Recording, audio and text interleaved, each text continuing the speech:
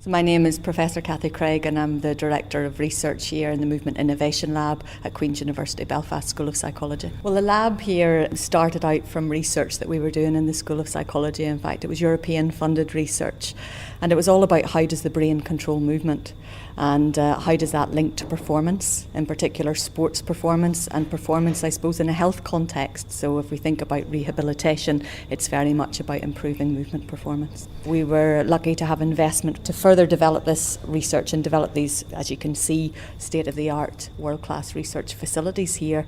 We don't know of any other lab that exists in the world like this, particularly in a psychology department, that allows us to study movement and perception to that level. And that's where we use the virtual reality technology. So that's the simulation technology, the 3D technology. We can simulate different environmental contexts, and then we can see how the person responds. In sport, up until I suppose about maybe 10, 15 years ago, there was a dominant view that decision making was like playing a game of chess.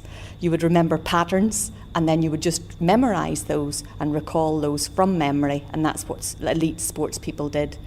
But our view is very different, because never in any game scenarios, if we take rugby for example, you're a number 10, you're in that position, you have a decision to make. Are you going to kick the ball? Are you going to run with it? Are you going to pass to your 12 or somebody coming round the back of a scrum?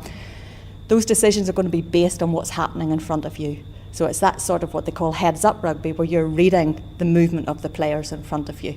So that's something, no two situations will ever be the same. They're always different, and that's something we can do in our virtual environment, is look at how those different situations, so different speeds of approach of a defensive line, different gaps opening between players, how does that affect how somebody responds or the decisions they make about when and how to act? So what should they do next, really? My name is Alan Cummins. I'm a postdoctoral researcher in the School of Psychology, working in the Movement Innovation Lab.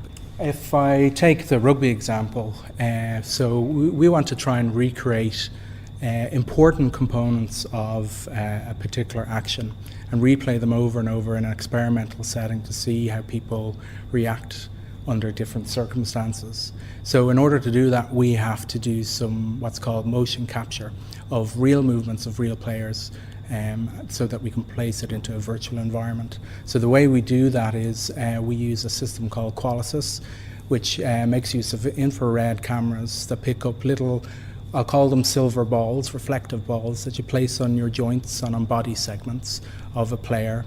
You get them to step through the actual movement they would do, so whether that's a quick sidestep or a tackle or so forth, and then we record that.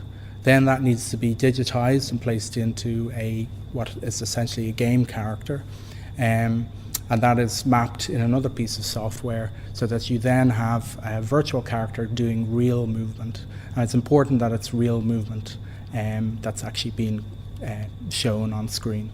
That's then placed into a stadium, a virtual stadium, and then you place a headset onto your head and you can see in 3D the players running towards you, and then you can react. Now, in order to do that, you need a tracking piece of software. It's not simply a 2D image on a screen. You need to be able to track where the person is moving in response to the players. So we have another piece of equipment called InterSense, which uses sonic positioning information to tell you exactly where you are in our lab space with respect to the virtual environment that you're actually operating inside of. What we've been quite interested in is how we can help people move better. So they started to move in ways they hadn't moved for a while. They started to explore their balance much more, and just through playing the game.